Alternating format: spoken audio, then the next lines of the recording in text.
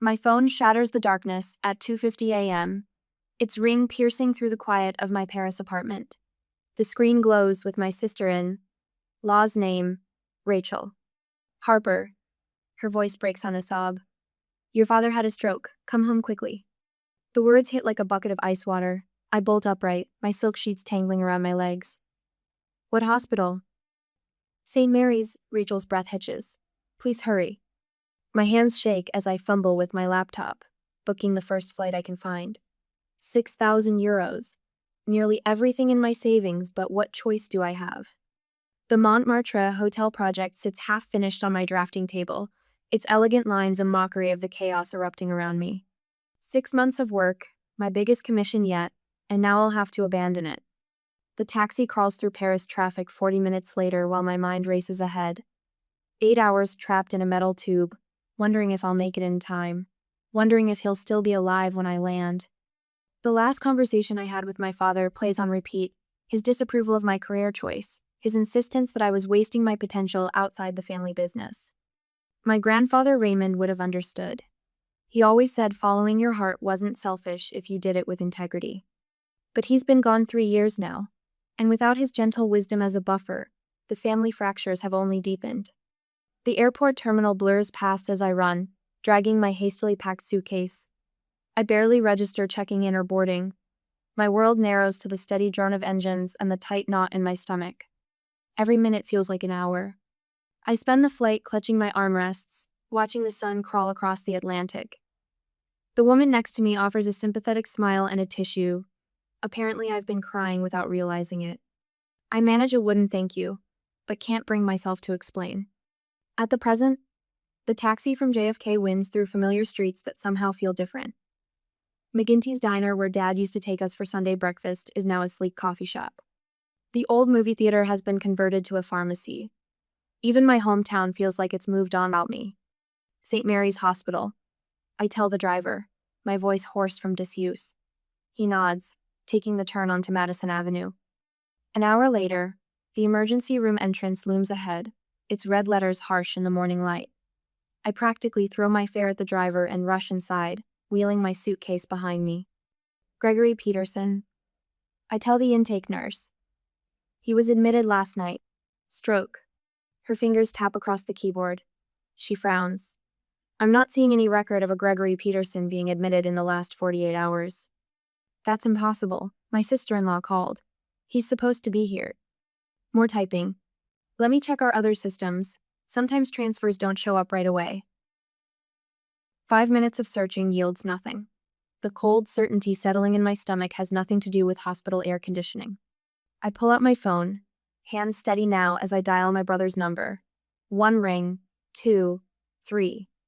Blake Peterson. Where's Dad? A pause. He's at home. Rachel said he had a stroke, that he was at St. Mary's. Another pause, longer this time. There must have been some confusion. Why don't we come to the house? We can explain everything. The taxi ride to the family estate takes exactly 12 minutes. I count every second, watching familiar landmarks scroll past.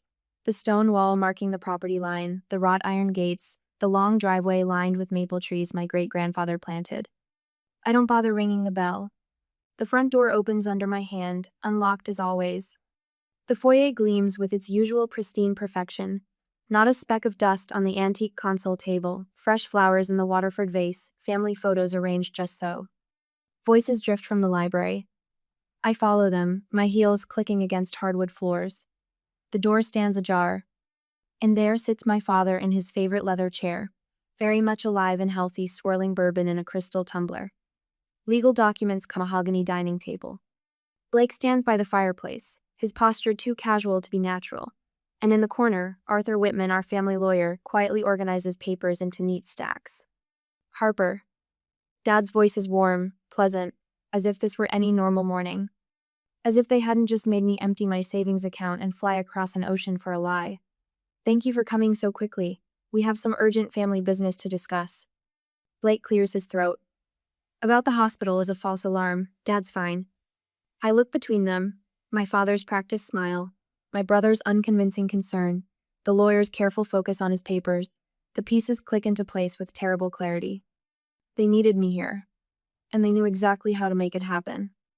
I set my suitcase by the door with deliberate care, buying time to decide, confront them now, or play along until I understand what they're really after.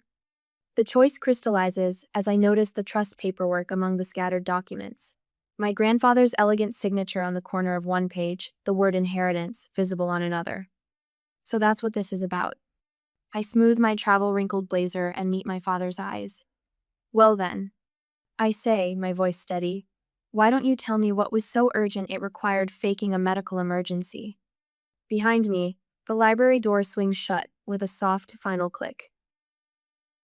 I believe we can all agree this situation requires a delicate handling. My father swirls the bourbon in his glass, ice cubes clinking against crystal. The morning sun streaming through leaded windows catches the amber liquid, casting tiny prisms across the mahogany table. Legal documents spread before us like a paper minefield. My fingers curl around the arm of my grandfather's old leather chair, finding the familiar worn patch where his hand once rested. The scent of lemon polish and aged wood fills my lungs as I force each breath to remain steady, measured, professional. Just another business meeting. Family unity has always been our greatest strength. Dad's voice carries that practiced warmth he uses for particularly lucrative clients. Your grandfather built this company on the foundation of shared prosperity. Blake steps away from the fireplace, spreadsheets fanning out from his manicured hands. The quarterly projections show a concerning trend. His Harvard MBA comes through in every crisp syllable. Market volatility, combined with unexpected supply chain disruptions. Perhaps we should be direct. Arthur Whitman's leather briefcase snaps open. Our family lawyer extracts another stack of documents with surgical precision. The situation requires temporary fund reallocation to maintain operational stability. The magnitude hits me as I scan the numbers. $4.6 million. My voice sounds distant, hollow. That's what you need to avoid bankruptcy. Dad's fingers tighten around his glass. Your grandfather's trust comes due on your birthday next month. $7.4 million that could secure the family legacy. The room blurs slightly at the edges. I remember the day Grandfather Raymond explained his decision, the afternoon sun warming his study, his green eyes bright with purpose. The trust requires you to build your own path, little bird. Away from the family business, your father. He never understood there are different kinds of strength. Blake and Camille received their shares years ago. Dad's tone suggests reasonable disappointment. They chose to reinvest in the company. Chose. The word tastes bitter. I glance at Blake's Italian wool suit, the heavy gold watch gleaming on his wrist. He'd gotten his inheritance at 25, right after business school. The same year, the company mysteriously acquired 3 new lumber mills. Your grandfather would want you to save the family legacy. Dad leans forward, bourbon forgotten. He couldn't have anticipated this crisis. Blake slides another spreadsheet across the polished wood. I've prepared some projections showing optimal investment strategies. The return potential? Excuse me. My voice remains perfectly steady. I should freshen up after the flight. I rise with careful grace, heels silent against thick carpet. Dad's study door closes behind me with a soft click that echoes through my bones. My fingers trail along the hallway's oak wainscoting, gathering the courage to explore. The house feels different in daylight. Emptier. Memories whisper from every corner. Summer afternoons spent reading in window seats, winter evenings watching snow fall in the garden. I slip into Dad's private office, the one even Blake rarely enters. File cabinets yield their secrets to the key I'd copied years ago. Financial records, property deeds, loan documents with interest rates that make my throat tighten.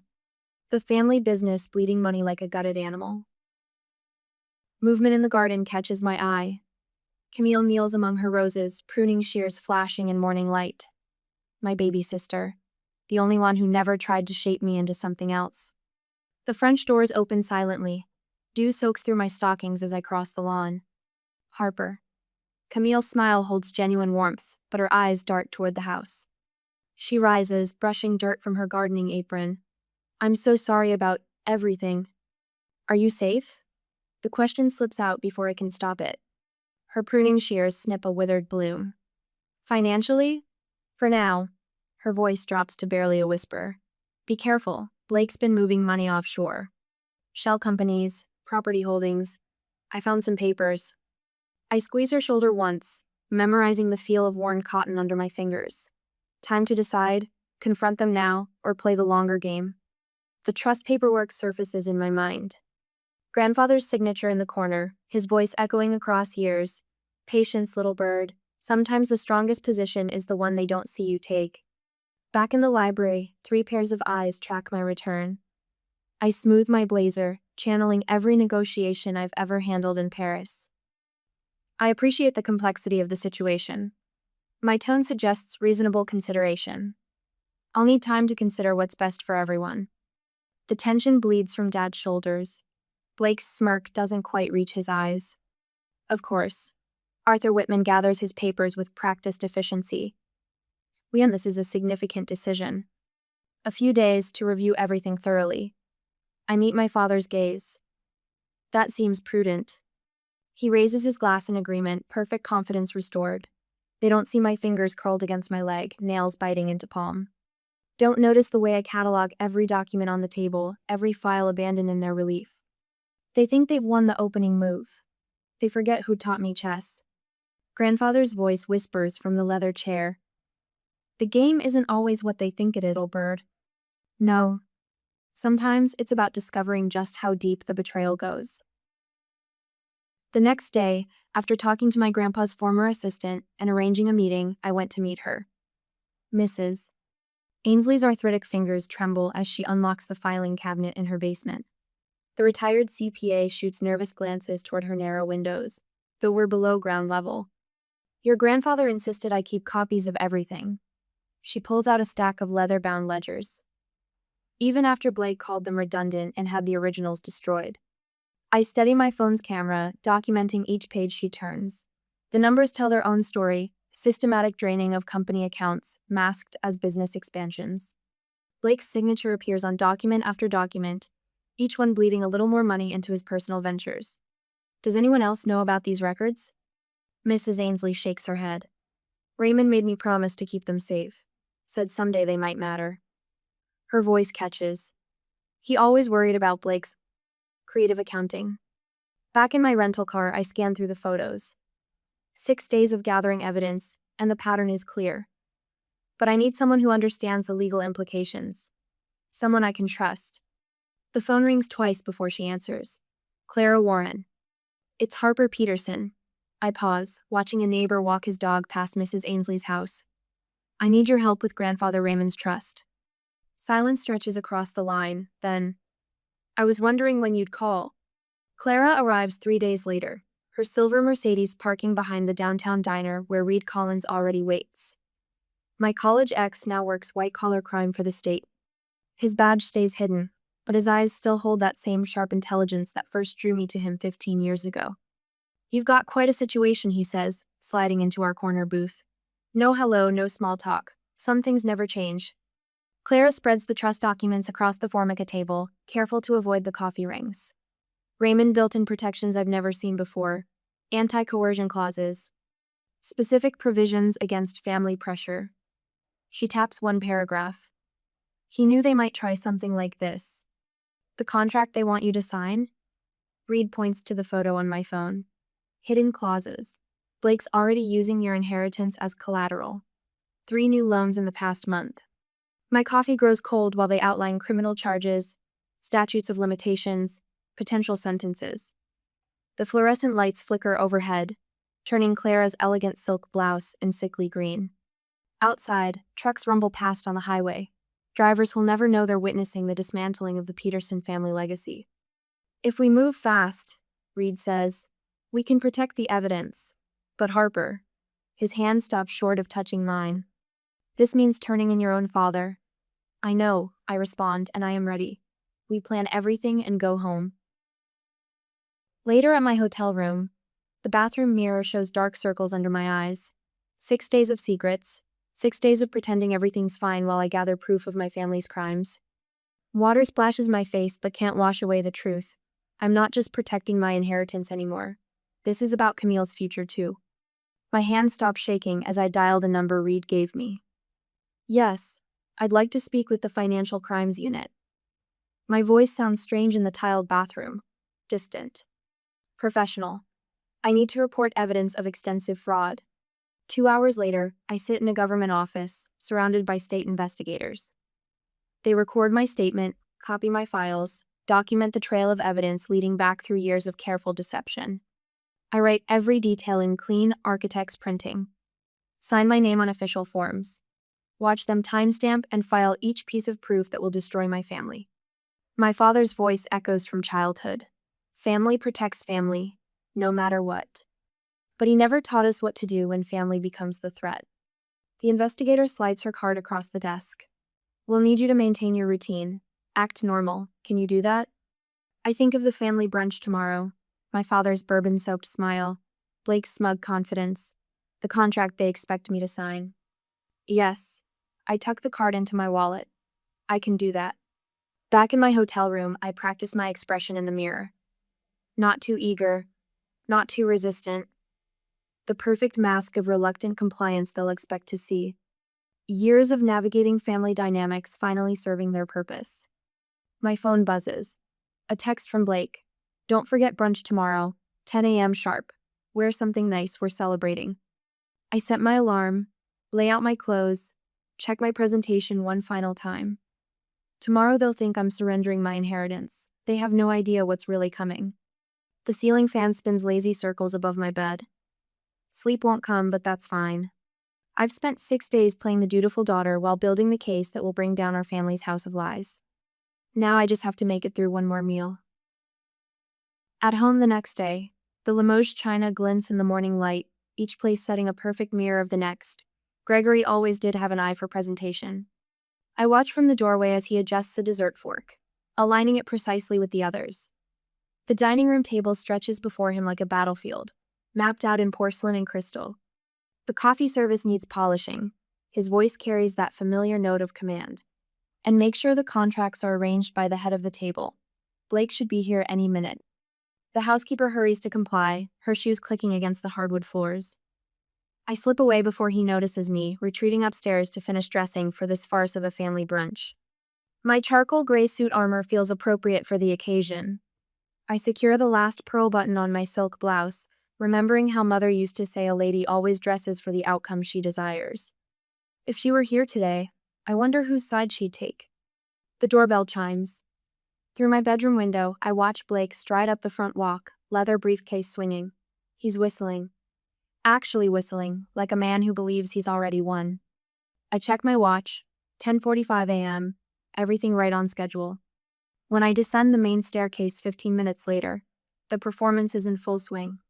Blake arranges papers with practiced casualness while Camille fusses with flower arrangements, her eyes darting between family members like a nervous sparrow.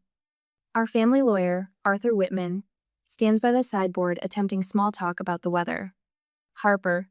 Gregory raises his crystal mimosa glass. So glad you could join us for this special occasion.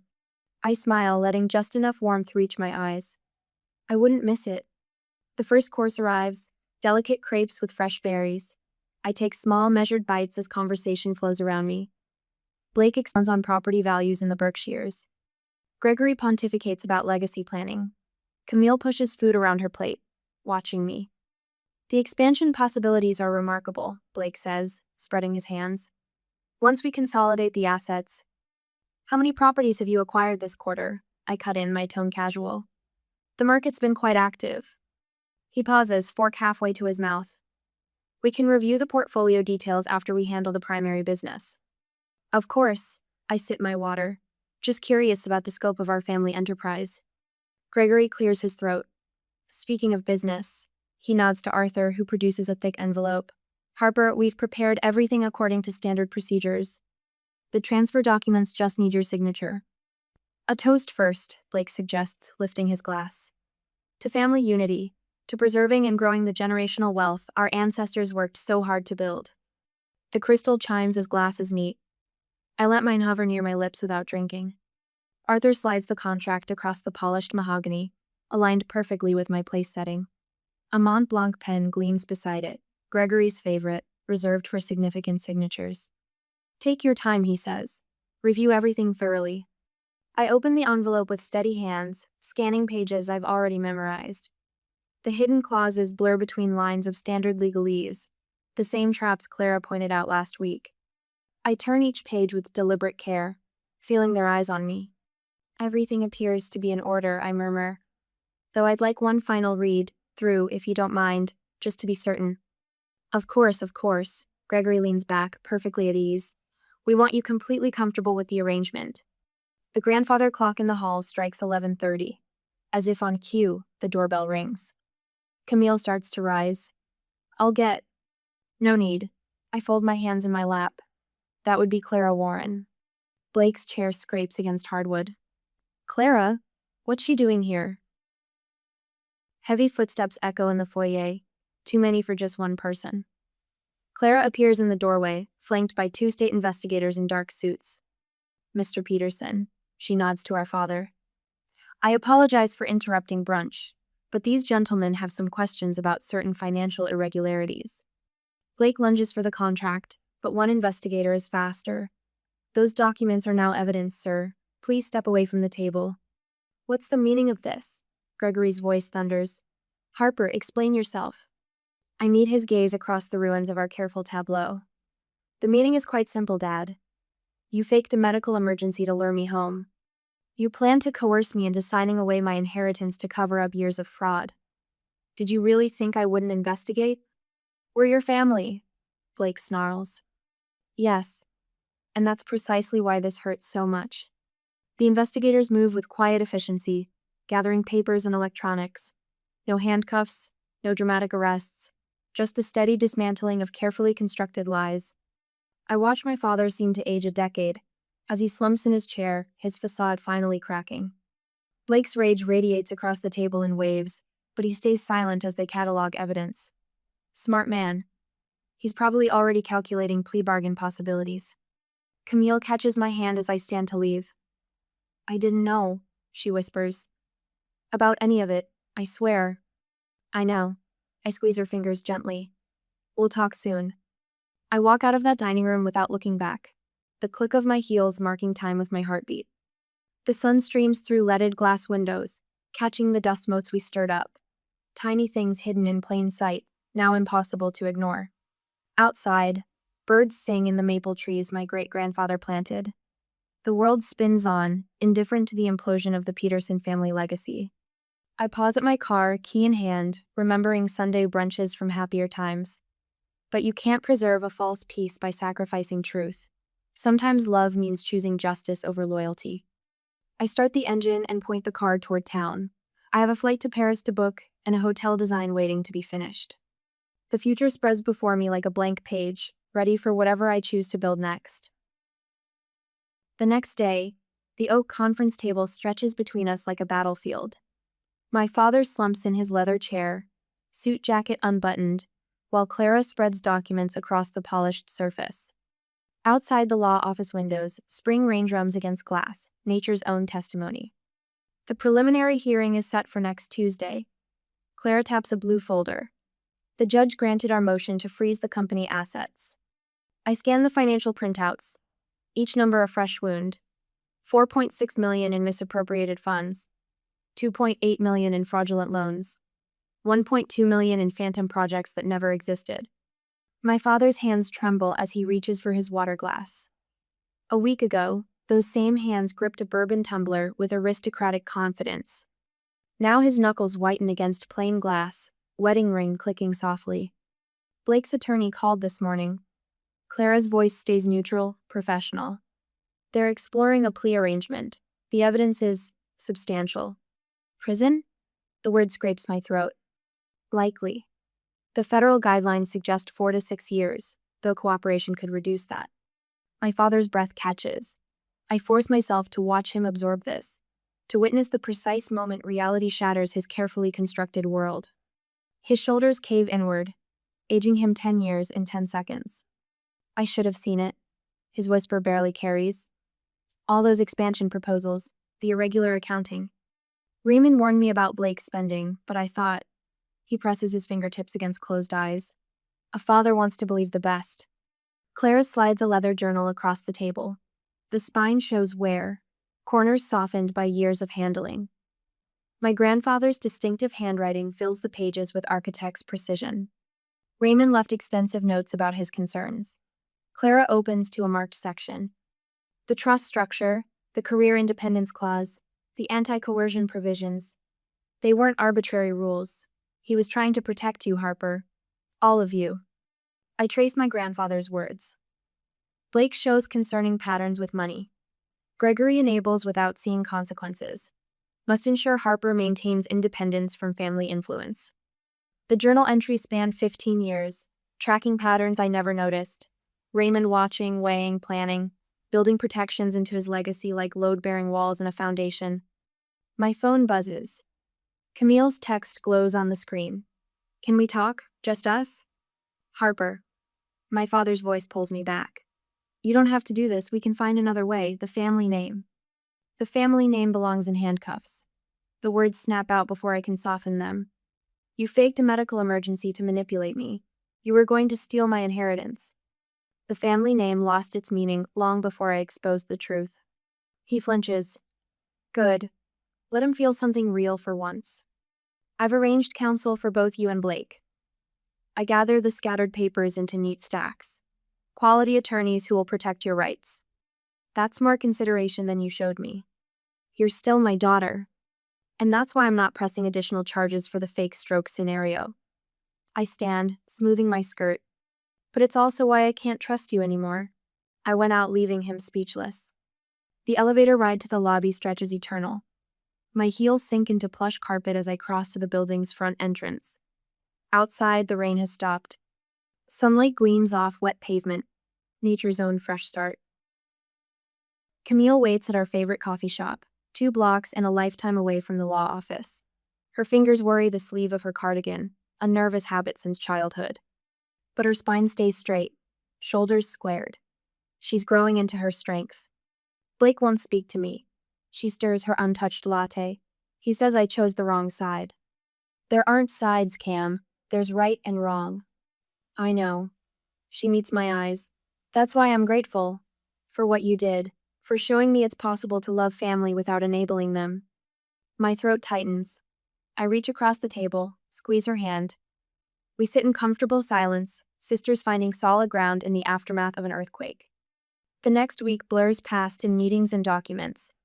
Peterson Timbercraft dissolves not with a bang but with signatures and seals. Civil penalties. Asset liquidation. Administrative proceedings conducted in hushed tones and climate-controlled offices. 3 different competitors offer to buy the company name. Old money vultures circling fresh carrion. I decline each offer, ignoring their escalating bids. Some things aren't for sale.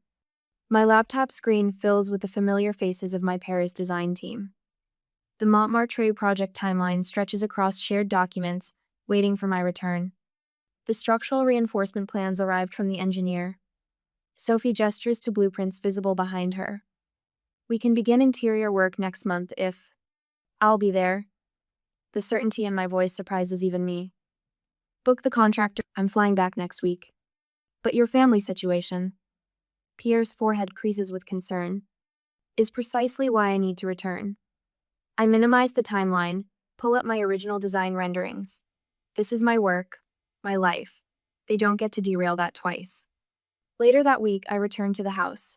I stand in my grandfather's study, now mine by inheritance. The land preservation paperwork waits for my signature.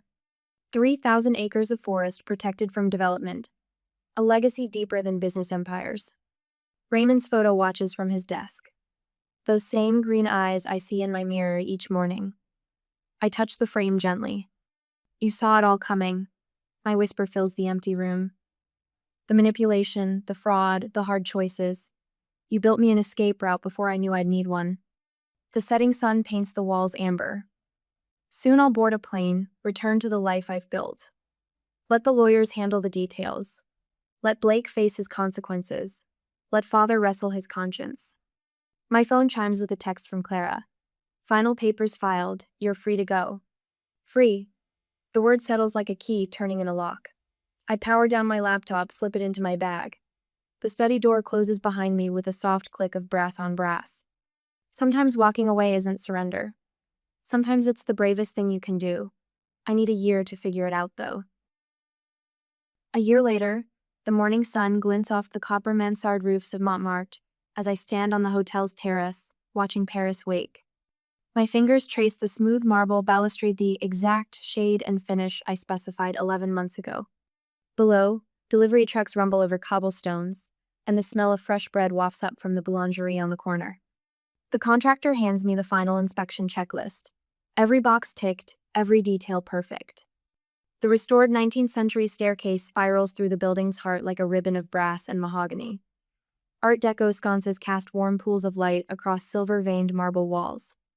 In the lobby, the original mosaic floor gleams, each tiny tile restored by hand.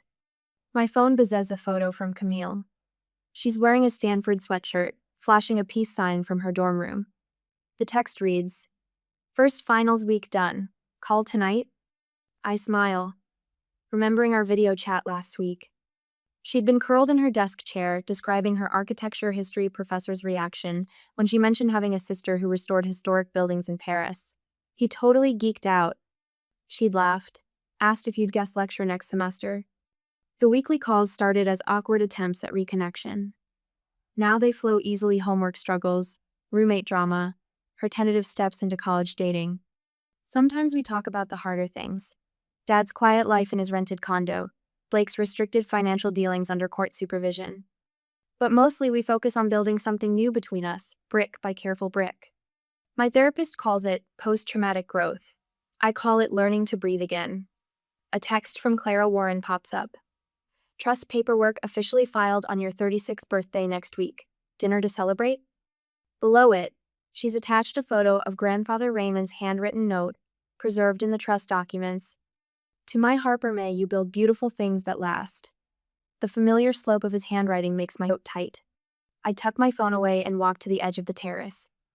The Foundation's first project stands half-finished 3 streets over a forgotten Art Nouveau gem being restored to its former glory. Local artists will have studio space on the ground floor, while the upper floors will house a small architectural library. The brass plaque by the entrance will read, "The Raymond Peterson Foundation for Architectural Preservation." "Mademoiselle Peterson?" My assistant Marion appears with a stack of papers. The Preservation Committee needs final approval on the grant proposals. I follow her inside to my office, where the Paris afternoon light streams through tall windows.